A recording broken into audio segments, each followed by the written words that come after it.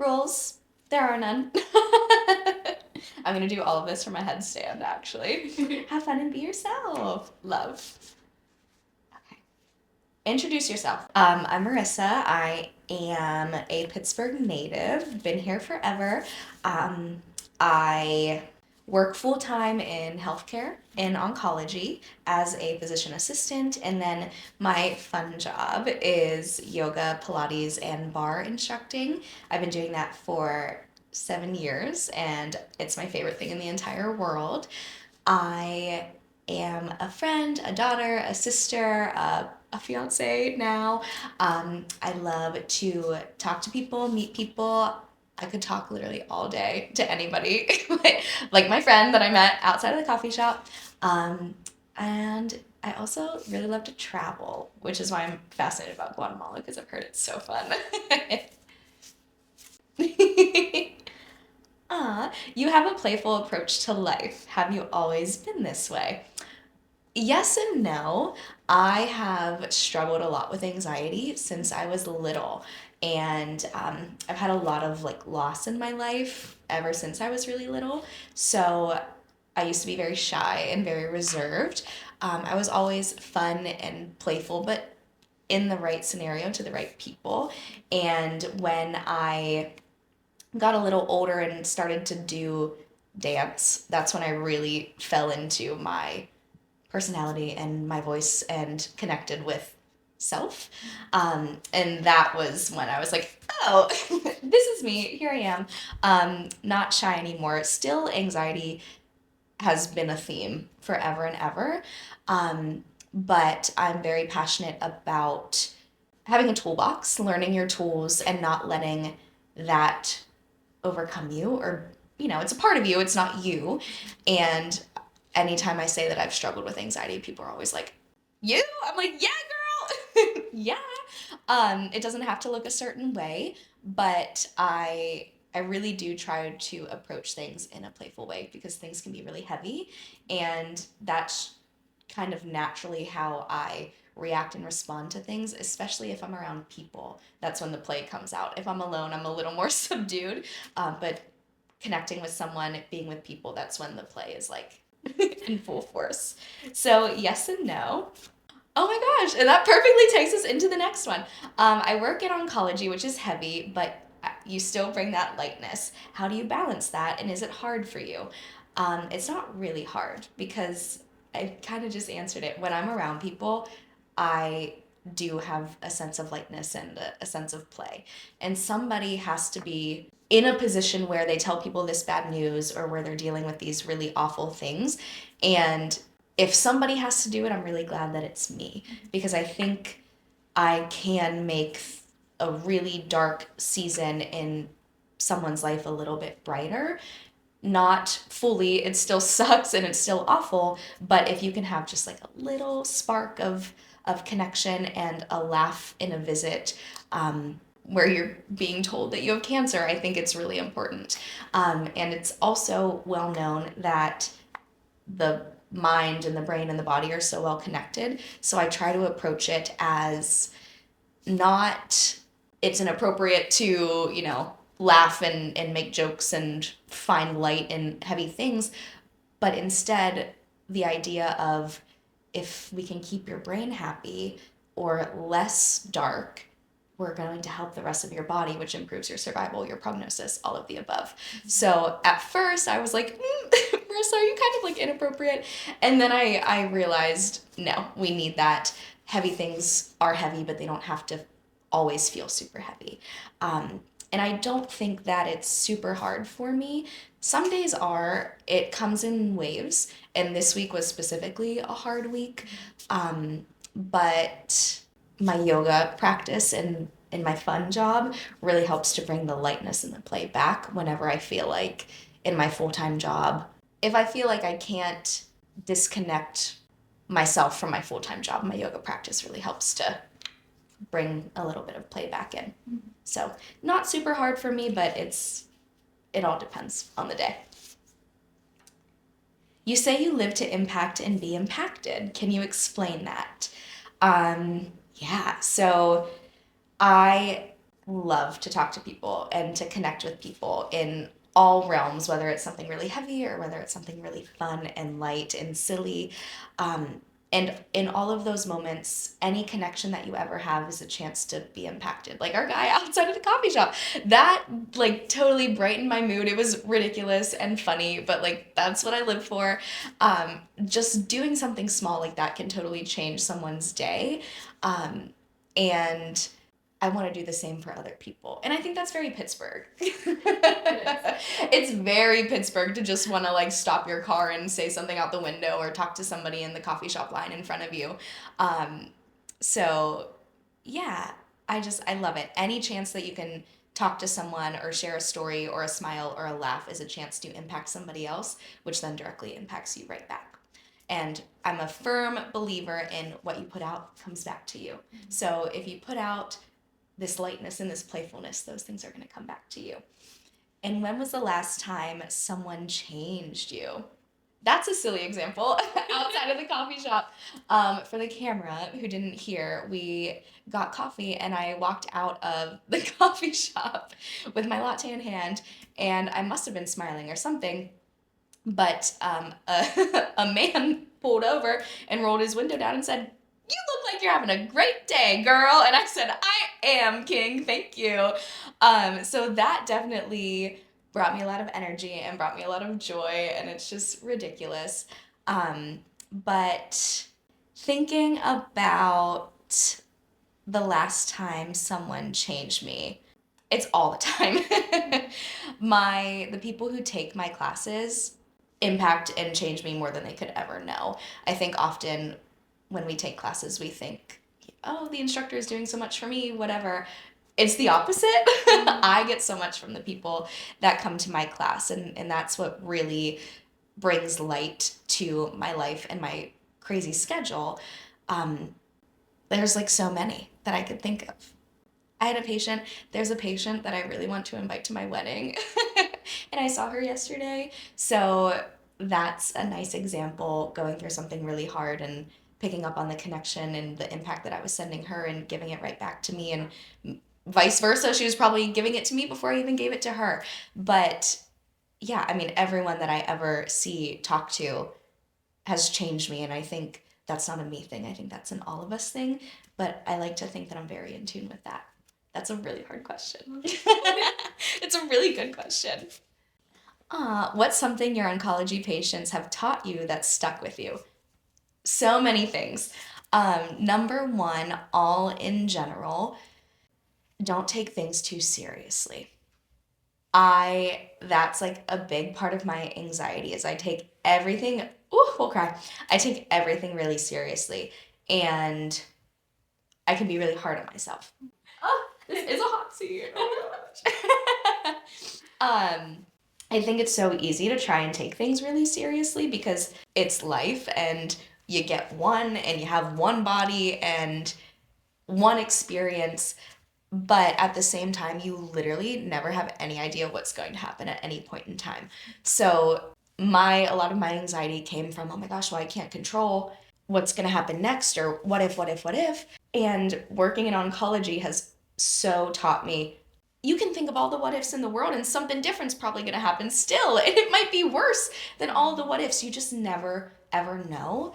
And that has been one of the best things for me, just being able to pause and breathe and know that things are going to happen the way they're supposed to happen. They always will. I have nothing to do with that.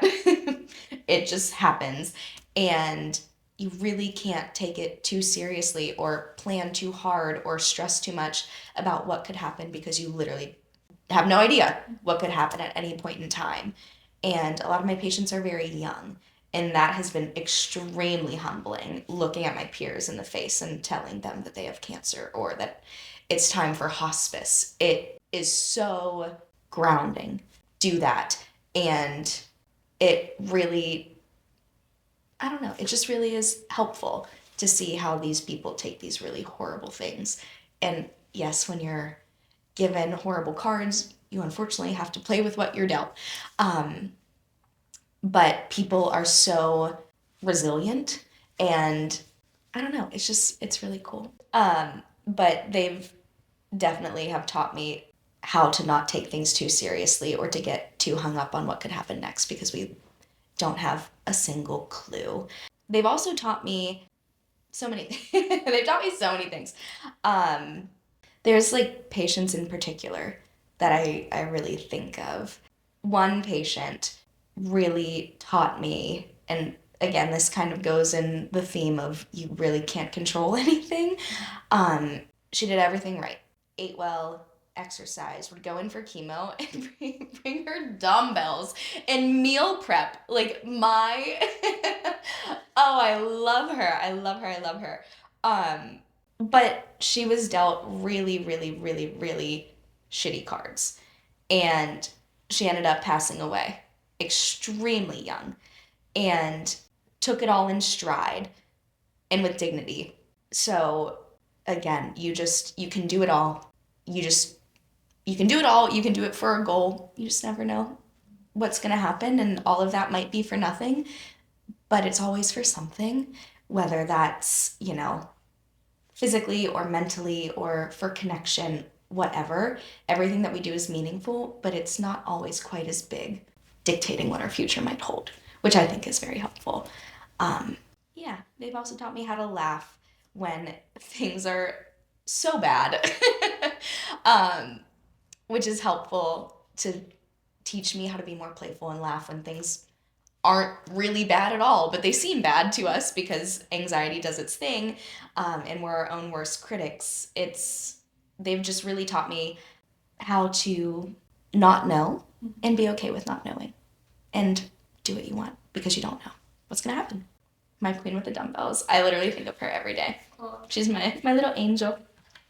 You talk about yoga as a space to play and meet yourself. How does that show up in your practice? I love to roll around in my own sweat, and it really connects me with dance. When I stop dancing, because typically when you're like 18 and you grow out of dance, you don't continue unless you go professional. And there was something that was really missing, I don't know what it was. It just felt like without dance, I wasn't myself. Whether that was self-expression or tapping into a type of myself that I just couldn't tap into without movement. And I was doing other movement, but nothing ever hit the same except for yoga. So with music, with fluidity, with the flow, with movement, it allows you to be present and to work through different feelings and emotions and express yourself in a way similar to dance. So that is really fun. And dance is extremely playful.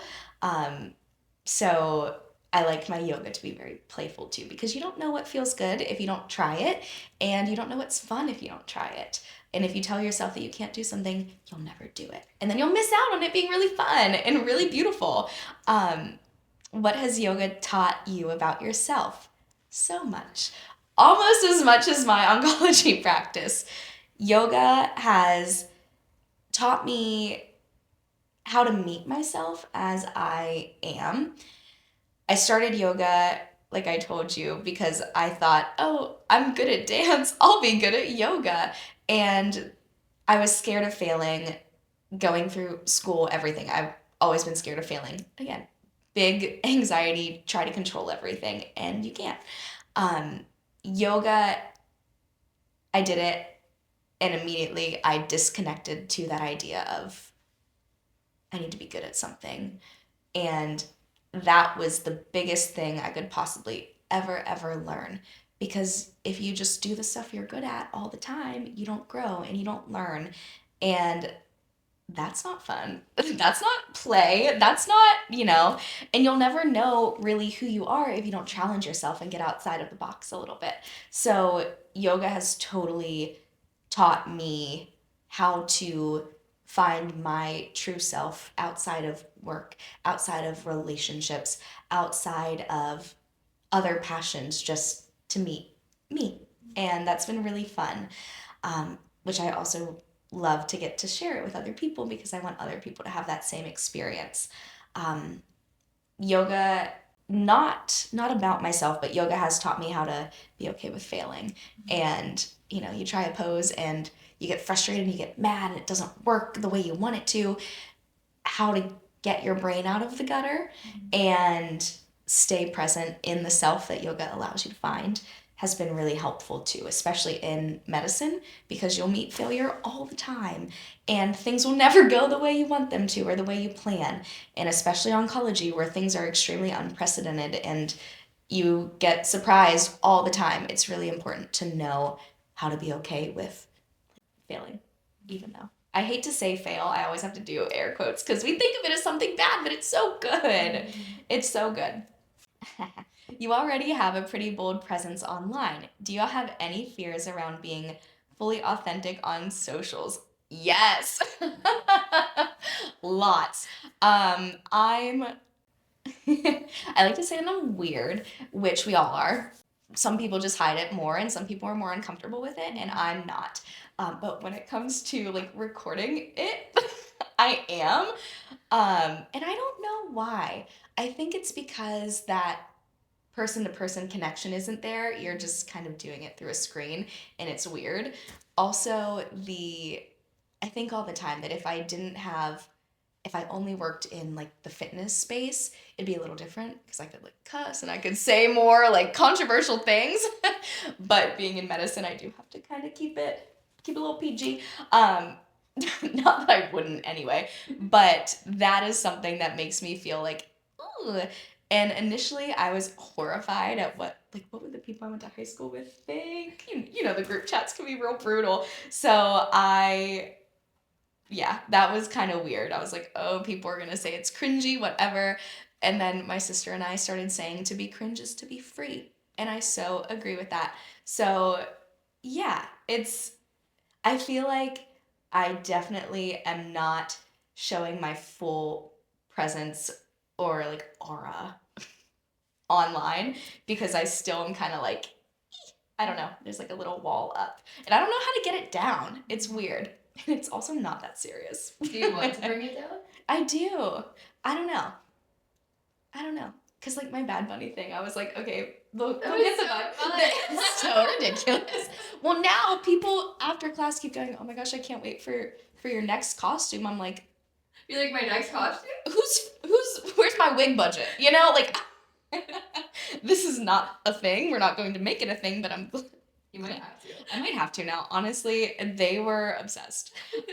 So that I was like, okay, people are gonna get the vibe, but at the same time, I'm not like shaking it on camera. Right. I don't know. It's interesting.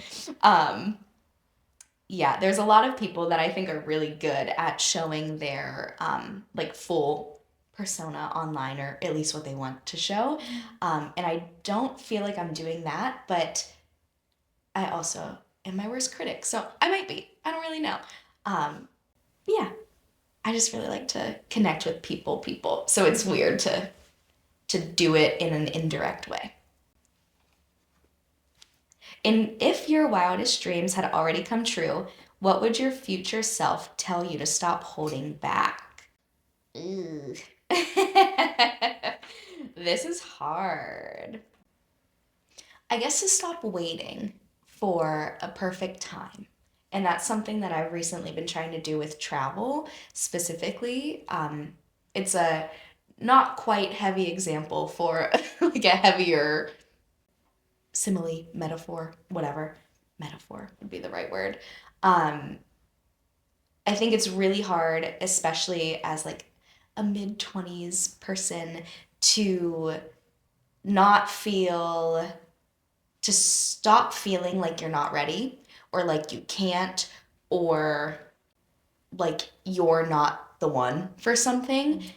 It's hard to put yourself out there, even if you're confident. It's weird. It's like a why me, but why them? Because they put themselves out there.